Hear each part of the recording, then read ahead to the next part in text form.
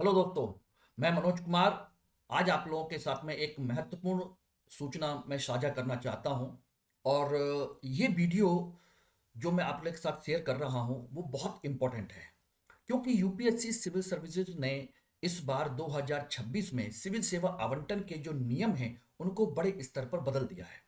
अगर आप यूपीएससी के एस्पिरेंट हैं, कैंडिडेट्स हैं और बाय चांस किसी सिविल सेवा में पहले से मौजूद हैं और प्लान कर रहे हैं 2026-2027 में एग्जाम देने की या 2028 के लिए कुछ प्लान कर रहे हैं, तो दोस्तों यूपीएससी ने इस बार सिविल सर्विसेज के रूल्स को चेंज कर दिया है। और जो रूल चेंज किए गए हैं ये आपकी स्ट्रेटजी को काफ़ी हद तक बदल सकते हैं। इसलिए इम्पोर्टेंट है कि आज के इस जो बदले हुए पैटर्न है या उसके जो रूल्स हैं उनको हम अच्छे तरीके से समझें कि सर्विस एलोकेशन का कंसेप्ट क्या है, ट्रेनिंग का कंसेप्ट क्या है, या आपकी छूट का कंसेप्ट क्या है, या री अपीयरेंस के लिए जो रूल्स बनाए गए हैं उनको हम सबको समझना होगा।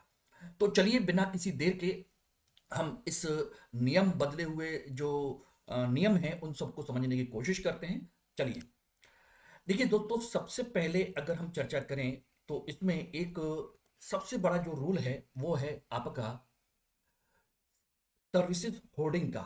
यानी कि यूपीएससी ने बिल्कुल आज की इस पैटर्न के थ्रू ये संदेश दे दिया है कि आप बार बार अब यूपीएससी का एग्जाम नहीं दे सकते हैं।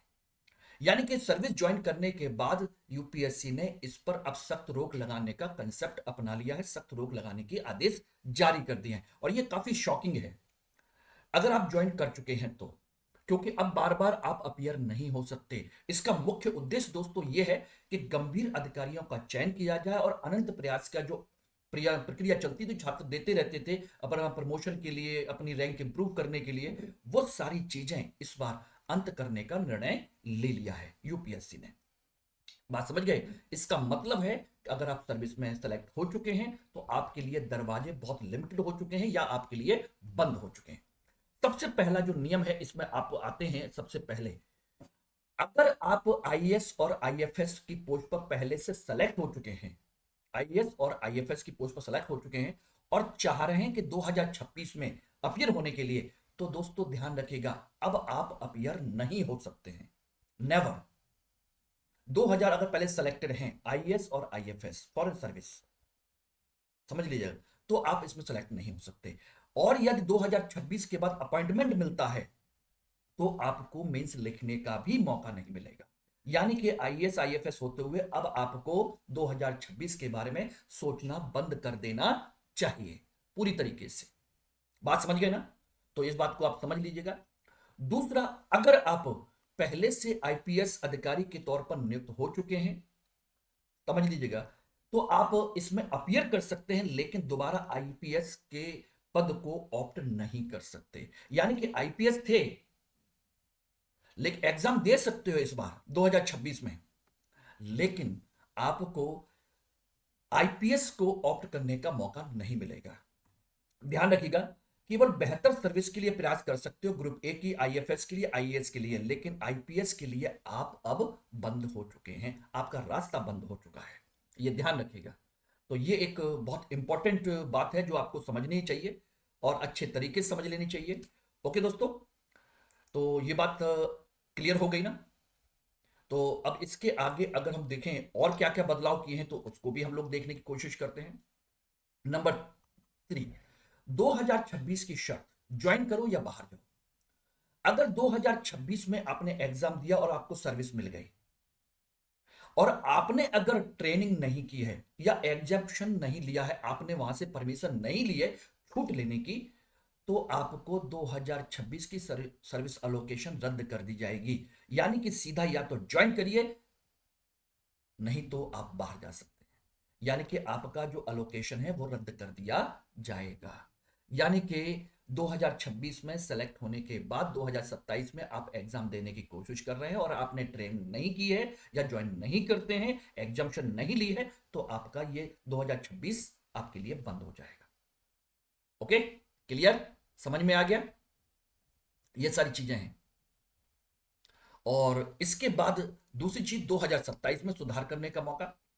अगर 2026 में आईपीएस या ग्रुप ए सर्विस मिली है तो आप एक बार इंप्रूवमेंट का चांस मिलेगा वन टाइम ट्रेनिंग एग्जाम्पशन के साथ में।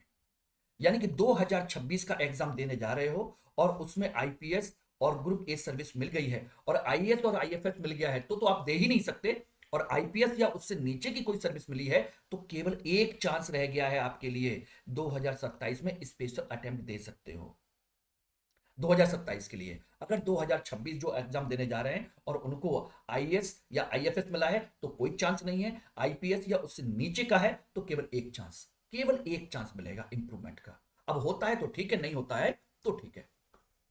और यदि आपको चांस मिला है 2027 में, 2026 की तुलना में बेहतर सर्विस मिल गई है, बात समझना, आईपीएस के आप पोस्ट पर थे या आईआरएस थे या इंडियन डिफेंस अकाउंट सर्विस में थे या इंफॉर्मेशन सर्विस में थे, किसी में थे, और आपको उससे बेहतर सर्विस मिल गई है, तो आप 2027 में नवी सर्विस मिलती है, तो दोनों में से जो आपको सही लगे उसको आप चुन सकते हैं। ठीक है ना? और जो आपको नहीं चुनना चाहते उसका अलोकेशन कैंसिल हो जाएगा।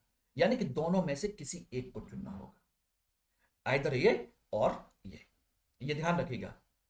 तो दोनों में से कोई भी 2026 वाली या 2027 वाली कोई भी आप चूज कर सकते हैं, सर्विस मिलती है तो। बेहतर सर्विस है, नेचुरल सी बात है कि आपको बेहतर मिलेगी तो बेहतर को ज्वाइन करोगे, और बेहतर नहीं है तो आप सोचिएगा फिर जो चल रही थी उसी को चूज करोगे, लेकिन मिलेगी एक ही। ऐसा नहीं है कि उसको भी ट्रेनिंग करते रहो इसको भी होल्ड करके रख लो, इनमें से कोई एक तुरंत के तुरंत, जिससे कि दूसरे कैंडिडेट को मौका मिल सके। Okay, clear? चलिए, और यह 2027 में चयन नहीं हुआ, बाई चांस क्या सिलेक्शन नहीं हुआ, तो आपको 2026 वाली सर्विस आपके लिए बनी रहेगी। आप वापस अपनी 2026 की सर्विस को ज्वाइन कर सकते हैं।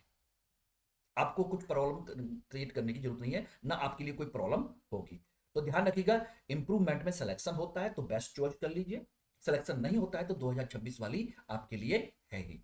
और इससे पहले आप लोग आईएएस आईपीएस हैं, आईएफएस हैं, तो आपको कोई ऑप्शन है ही नहीं। Okay, clear? चलिए, अब बताती है डबल कैंसिलेशन क्या होगा। 2026 2027 ये कैसे कैंसिल हो सकता है?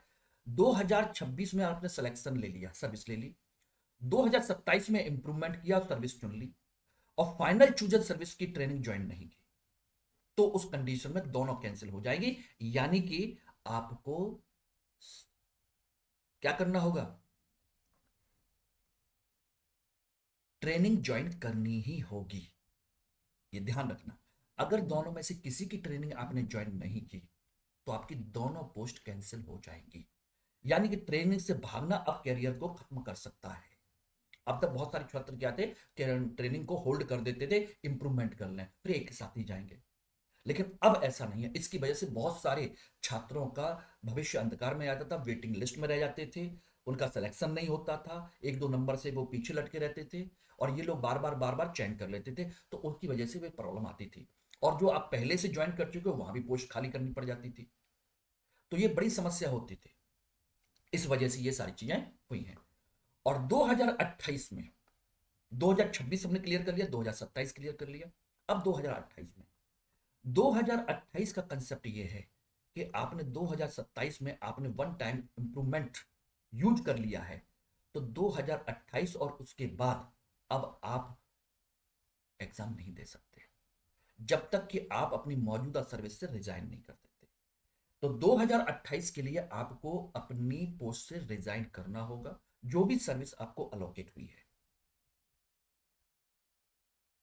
ठीक है ना? ध्यान रखना, वन टाइम इंप्रूवमेंट के बाद अगर 2027 में आपने इंप्रूवमेंट करा लिया है, तो उस कंडीशन में अब आप 2028 फिर देना चाहते हैं तो आपको पहले क्या करना पड़ेगा? अपनी पुरानी पोस्ट को रिजाइन करना पड़ेगा। अब रिजाइन नहीं करते तो 2028 का एग्जाम अब नहीं दे सकते, यानी 2028 आपके लिए बंद हो चुका है। क्लियर है? इसका मतलब हो गया पुराने अधिकारियों के लिए नियम, जो 2025 में या उससे पहले सर्विस में है उनके लिए 2026 या 2027 बिना रिजाइन किए एक मौका है आपके पास। 2026 में इंप्रूवमेंट कर लीजिए या 2027 में वन टाइम इंप्रूवमेंट, 2026 में अपियर करें या 2027 में, लेकिन एक बार आपको छूट मिलेगी सिर्फ।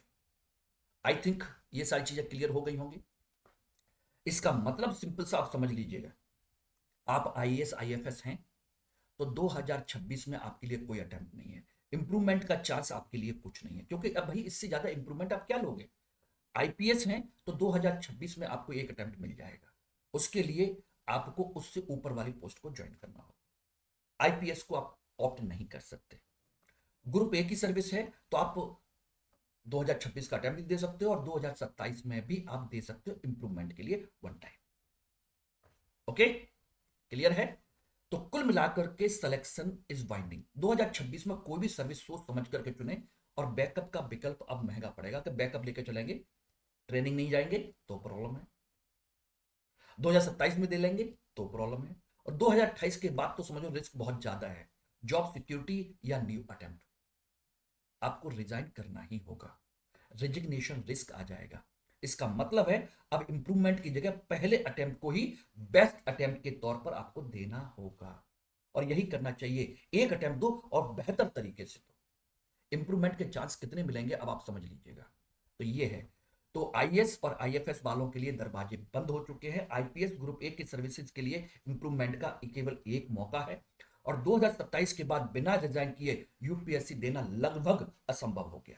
इसलिए अभी से आप ढंग से अच्छे तरीके से अपनी तैयारी कीजिए, एक बार में अच्छी रैंक लाइए, अच्छे तरीके से अटेम्प्ट दीजिए और सिलेक्शन लेकर के अच्छी रैंक के साथ चले जाइए। बार बार आपको मौका नहीं मिलेगा। यानी गंभीर और निर्णायक अधिकारियों की यूपीएससी अब तलाश करना चाहता है, जो बार बार इंप्रूवमेंट करना चाह रहे हैं, उनके लिए नहीं है, अब नहीं है।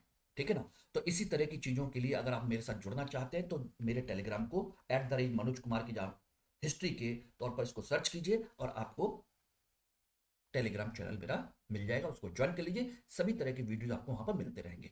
धन्यवाद।